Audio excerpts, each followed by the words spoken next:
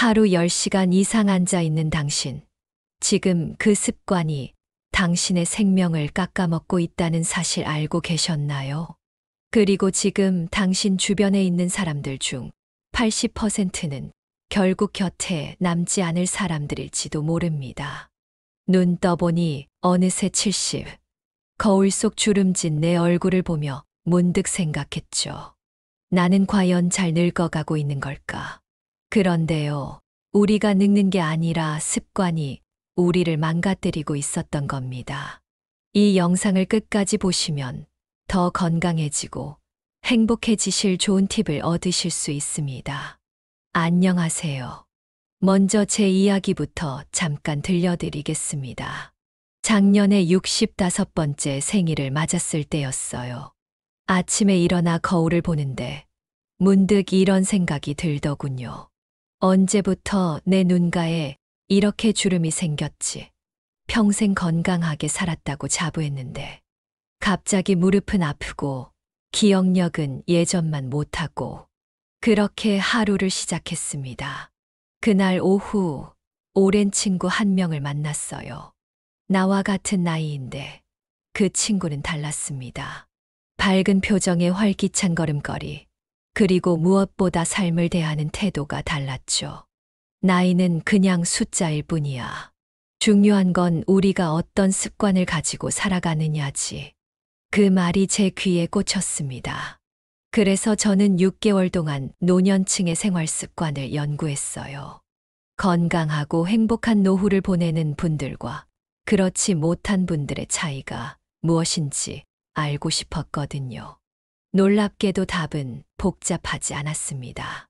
건강한 노년을 방해하는 건 우리가 매일 반복하는 작은 습관들이었어요. 그것도 해야 것보다는 하지 말아야 할 것에 더 큰 영향을 받고 있었습니다. 여러분은 어떠신가요? 혹시 지금도 누군가를 억지로 만나고 필요 없는 약을 챙기고 하루 종일 소파에 앉아 계시진 않나요? 오늘은 그런 불필요한 습관들로부터 나를 지키는 이야기를 나눠보려 합니다. 제가 말씀드릴 5가지만 줄이면 약 없이도 병원 갈 일이 줄어들고 행복한 나날이 계속됩니다. 첫 번째는 불필요한 인간관계입니다. 사람이 많으면 외롭지 않다. 이 말 과연 진실일까요? 60세 이후부터는 진짜 내 편이 누구인지 구분해야 합니다. 젊을 땐 넓은 인간관계가 든든한 자산처럼 느껴지지만 나이가 들수록 그 무게는 피로로 다가옵니다. 제 이웃 김할아버지 이야기를 들려드릴게요. 동창회 총무를 30년간 맡아오셨습니다. 경조사 때마다 앞장서서 챙기고 전화벨이 하루에도 수십 번씩 울렸죠. 하지만 작년에 건강이 나빠져 병원에 입원했을 때 그 수많은 사람 중 진짜로 병문안 온 사람은 단 한 명뿐이었습니다. 평생 남일에 앞장섰는데 정작 내가 아플 때는 아무도 없더라고. 그 말씀을 하실 때 김할아버지의 눈빛이 아직도 기억납니다. 그 일을 계기로 그는 모든 연락처를 정리했습니다. 지금부터는 정말 내 이야기를 들어줄 사람 한 명이면 족하다고 하시더군요. 여러분, 내가 필요할 때만 연락하는 사람은 친구가 아닙니다. 관계는 양보다 질입니다. 수십 명과 얕은 인연을 맺기보다 단 한 사람과 깊은 대화를 나누는 것이 노후의 행복을 지키는 방법입니다. 두 번째로 줄여야 할 것은 과도한 욕심과 기대입니다. 어느 날 오랜 지인이 제게 이런 이야기를 했습니다. 나는 이제 실패할 여유가 없어. 남은 시간 동안 뭐라도 더 해내야 해. 그 마음 충분히 이해합니다. 하지만 바로 그 조급함이 가장 큰 위험입니다. 제 친구 박 여사의 남편은 은퇴 후 어느 투자 방송을 보고 전 재산의 절반을 투자했습니다. 그런데 단 3개월 만에 돈이 사라졌어요. 그리고 찾아온 건 경제적 타격보다도 더 큰 부부 간의 신뢰 붕괴였습니다. 우리가 30년 동안 모은 돈인데 박 여사의 한탄이 아직도 귓가에 맴돕니다. 욕망은 끝이 없습니다. 조금만 더, 이번엔 확실해라는 생각은 늘 한 발 늦은 후회로 돌아옵니다. 노년에는 지키는 것이 가장 중요합니다. 지금 가진 집, 적당한 연금, 소중한 가족. 이 평범한 일상이 사실은 가장 큰 자산입니다. 조급함을 내려놓는 용기, 그것이 인생 후반전을 평온하게 만드는 기술입니다. 세 번째로 줄여야 할 습관은 탄수화물 위주의 식습관입니다. 제가 아는 70대 남성 최할아버지는 매일 김치 하나, 밥 한 그릇으로 끼니를 해결하셨습니다. 반찬은 귀찮고 입맛도 예전 같지 않다는 이유였죠. 그러다 어느 날 갑자기 쓰러지셨습니다. 단백질 부족으로 인한 근감소증이 원인이었습니다. 의사 선생님이 그러더라고. 밥만 먹으면 안 된대. 근육이 다 빠져서 그렇대. 나이가 들수록 밥보다 중요한 건 단백질입니다. 근육이 빠지면 기운이 없고 면역력도 떨어지며 넘어질 위험도 높아집니다. 게다가 많은 분들이 필요 이상으로 영양제나 건강보조식품을 섭취합니다. 하지만 과한 비타민, 중복된 성분은 간에 부담을 주고 오히려 건강을 해칠 수 있습니다. 제 옆집 할머니는 아들 내외가 사다 준 건강식품만 장롱에 10가지가 넘었어요. 하지만 정작 건강은 좋아지지 않았습니다. 왜일까요? 기본적인 식단이 바뀌지 않았기 때문입니다. 식사는 간단하게, 그러나 반드시 균형 있게 하는 것이 중요합니다. 하루에 2끼라도 두부, 달걀, 생선 같은 단백질은 꼭 챙기세요. 가능한 한 자연식 위주로, 가공식품은 줄이세요. 약은 전문가의 진단하에 복용하고 의심스러운 제품은 멀리하세요. 건강은 병원에서 오는 게 아니라 식탁에서 시작됩니다. 자, 이제 노후를 망치는 네 번째 습관으로 넘어가 볼까요? 바로 말의 습관입니다. 여러분, 한 가지 질문을 드릴게요. 요양원에서 가장 인기 있는 어르신은 누구일까요? 돈이 많은 사람도, 학벌이 뛰어난 사람도 아닙니다. 말을 아끼고 남을 배려할 줄 아는 사람입니다. 제가 20년 전부터 봉사활동을 해온 실버타운에서 본 이야기를 들려드릴게요. 그곳에는 2명의 70대 할머니가 계셨습니다. 2분 다 교육도 잘 받으셨고 경제적으로도 넉넉했죠. 하지만 한 분은 항상 방에 혼자 계셨고 다른 한 분은 항상 친구들에게 둘러싸여 계셨어요. 차이점이 뭐였을까요? 바로 말의 습관이었습니다. 첫 번째 할머니는 매일 같은 이야기를 반복하셨어요. 자식 자랑, 옛날 영광, 그리고 늘어지는 푸념. 처음엔 다들 공감해 주셨지만 시간이 지날수록 사람들이 하나둘 멀어지더군요. 반면 2번째 할머니는 늘 경청하는 자세였습니다. 요즘 어떻게 지내세요? 그런 일이 있으셨군요. 많이 힘드셨겠네요. 와 같은 따뜻한 말들을 건네셨죠. 자신의 이야기보다 상대방의 이야기에 더 귀 기울이는 분이었습니다. 나이가 들수록 우리는 말이 많아집니다. 젊은 시절엔 바빠서 말할 시간이 없었는데 노년이 되니 할 이야기는 많고 들어줄 사람은 적어지죠. 그러다 보니 누군가 만나면 쏟아내듯 말하게 됩니다. 하지만 그것이 오히려 사람들을 멀어지게 만듭니다. 이웃에 사시는 박 할아버지는 매일 아침 동네 사람들과 공원에서 만나셨어요. 처음엔 5명이 모였는데 한 달 뒤엔 박 할아버지 혼자만 남으셨습니다. 이유를 물었더니 내 말은 듣기 싫다고 하더라며 서운해 하셨어요. 그래서 제가 그 모임에 한번 가봤습니다. 박 할아버지는 쉬지 않고 본인 이야기만 하셨어요. 젊은 시절 자랑, 자식 자랑, 그리고 요즘 세상 돌아가는 꼬장꼬장한 비판까지. 말은 줄이고 귀를 여는 지혜가 필요합니다. 가장 현명한 조언은 때로 아무 말도 하지 않는 것이라는 말 들어보셨죠? 잔소리는 줄이세요. 같은 말의 반복은 지양하세요. 푸념은 꼭 필요한 순간만 하세요. 나이로 권위를 세우려 하지 마세요. 진정한 어른은 모른 척 해주는 지혜, 침묵 속의 배려, 말보다는 태도로 말하는 품격을 가진 사람입니다. 제가 알고 있는 최 여사님은 구립복지관에서 가장 인기 있는 분이세요. 75세인데도 동아리 활동에 빠지지 않고 참여하십니다. 비결이 뭐냐고 물었더니 듣는 귀를 가지고 있는 것이라고 하셨어요. 젊을 때는 내 이야기를 들어달라고 아우성쳤는데 지금은 남의 이야기를 들어주는 게 더 즐거워. 그러다 보니 자연스럽게 사람들이 모이더라고. 최 여사님처럼 우리도 말보다는 경청의 습관을 들여보는 건 어떨까요? 그것이 노년의 고독을 이기는 가장 현명한 방법일 수 있습니다. 이제 마지막으로 노후를 망치는 가장 위험한 습관을 이야기해 볼까요? 바로 앉아 있는 시간입니다. 여러분, 솔직히 말씀해 보세요. 하루에 몇 시간을 앉아서 보내시나요? 아침에 일어나 식사하고, TV 보고, 스마트폰 보고, 또 식사하고, 낮잠 자고, 어느새 하루가 지나가 버립니다. 우리나라 건강관리협회 자료에 따르면 65세 이상 노인들은 깨어있는 시간의 80%를 앉아서 보낸다고 합니다. 이것이 무슨 문제냐고요? 앉아있는 시간이 길어질수록 혈류는 정체되고 내장 지방은 늘고 심장병, 당뇨, 고혈압 위험은 급격히 올라갑니다.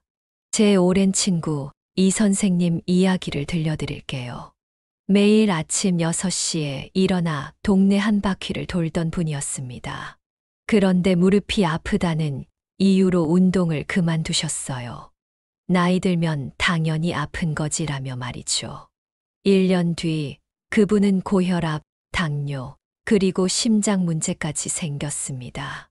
의사 선생님 말씀이 앉아만 있어서 그래요 였답니다.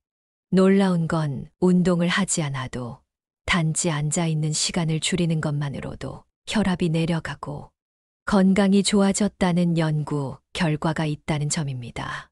걱정 마세요. 헬스장, 요가, 고강도 운동이 필요 없습니다. 제가 한의사 선생님께 배운 생활 속 작은 움직임, 운동 간식을 소개해 드릴게요. 하루에 10분, 전화 받을 때 서서 걷기, TV 보면서 스트레칭, 마당에 화초에 물 주기. 이런 것들이 바로 운동 간식입니다. 작지만 반복되는 움직임은 노년 건강의 가장 강력한 비결입니다. 제 어머니는 83세이신데 아직도 혼자서 장을 보러 가십니다. 비결이 뭐냐고 물으니 가만히 있지 않는 거지라고 하셨어요. 빨래를 개다가도 팔을 위로 쭉 펴고 설거지를 하다가도 제자리에서 무릎을 굽혔다 펴기를 하신대요. 그게 몸에 배어 자연스럽게 된다고 하셨습니다. 어머니처럼 여러분도 작은 움직임부터 시작해 보세요. 처음엔 어색하더라도 곧 습관이 됩니다. 그리고 그 습관이 여러분의 건강을 지켜줄 겁니다. 제가 알고 있는 한 연구 결과에 따르면 앉아 있다가 10분마다 한 번씩 일어나 30초만 걷더라도 혈당 수치가 크게 개선되었다고 합니다. 그리고 이런 작은 움직임이 치매 예방에도 도움이 된다고 해요. 제 이웃 할아버지는 텔레비전 광고가 나올 때마다 일어나서 집안을 한 바퀴 도는 습관을 갖고 계세요. 처음엔 귀찮았는데 이제는 몸이 알아서 벌떡 일어나더라고 라며 웃으셨죠. 79세인데도 혼자서 등산도 다니시는 건강한 분이십니다. 이처럼 우리의 노후 건강은 큰 결심이 아닌 작은 습관에서 시작됩니다. 앉아 시간을 조금씩 줄여보세요. 그것이 노년의 활력을 되찾는 첫걸음입니다. 자, 지금까지 노후를 망치는 5가지 습관을 살펴봤습니다. 불필요한 인간관계, 과도한 욕심과 기대, 탄수화물 위주의 식습관, 말의 습관, 그리고 앉아있는 시간. 이 5가지 습관을 줄이는 것만으로도 여러분의 노후는 어떻게 달라질 수 있을까요? 여러분, 나이는 숫자일 뿐입니다. 하지만 노년의 품격과 삶의 질은 우리가 어떤 습관을 선택하느냐에 달려 있습니다. 제 친구 중에 논술 선생님으로 30년을 지내신 분이 계세요. 그분이 늘 하시는 말씀이 있어요. 인생은 결국 선택의 연속이다. 노년의 삶도 마찬가지입니다. 우리가 매일 어떤 선택을 하느냐에 따라 노후가 달라집니다. 첫 번째로 불필요한 인간관계를 줄이면 어떤 변화가 생길까요? 제가 아는 정할머니는 70세에 친목 모임을 대폭 정리하셨어요.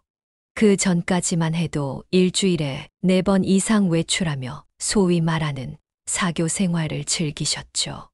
하지만 어느 날 그분이 제게 이런 고백을 하셨습니다. 정말 편해. 한 달에 2번 마음이 맞는 친구들만 만나니까 오히려 대화의 깊이가 달라졌어. 억지로 웃거나 말을 맞출 필요가 없으니 피로감도 줄었고 관계의 양보다 질을 선택했더니 정할머니의 얼굴에는 활기가 돌아왔습니다. 시간과 에너지가 남으니 오랫동안 미뤄두었던 수채화, 그리기도 다시 시작하셨죠. 여러분도 한번 생각해 보세요. 정말 마음이 편한 사람은 몇 명인가요? 그 사람들과의 관계에 집중해 보세요. 소중한 시간을 어디에 쓸 것인지, 그것이 노후의 삶의 질을 결정합니다. 두 번째로, 과도한 욕심과 기대를 줄이면 어떻게 될까요? 제 형님은 은퇴 후 주식 투자에 모든 것을 걸었다가 큰 손해를 보셨어요. 그런데 어느 날 형님이 이런 말씀을 하셨습니다. 동생, 내가 68년을 살면서 배운 게 뭔지 알아? 욕심내다. 잃은 것보다 처음부터 욕심내지 않은 덕분에 지킨 것들이 훨씬 더 소중하다는 거야. 형님의 말씀이 가슴에 와닿았습니다. 지금 가진 것에 만족하고 감사할 줄 아는 마음, 그것이 노년의 평안을 가져다 주는 비결이 아닐까요? 강원도 산골에 사시는 선생님 한 분을 알고 있어요. 그분은 매일 아침 해가 뜨는 것을 보며 하루를 시작하십니다. 매일 다른 해를 볼 수 있다는 게 얼마나 큰 행복인지 모르겠어 라고 하셨죠. 작은 것에 감사하며 살아가는 분입니다. 정말 행복은 더 많은 것을 가지는 데 있는 것이 아니라 지금 가진 것에 만족하는 데 있는 것 같습니다. 노년기에는 더 많은 소유보다 지금 이 순간의 충만함을 느끼는 것이 중요합니다. 세 번째로, 식습관을 개선하면 어떤 변화가 생길까요?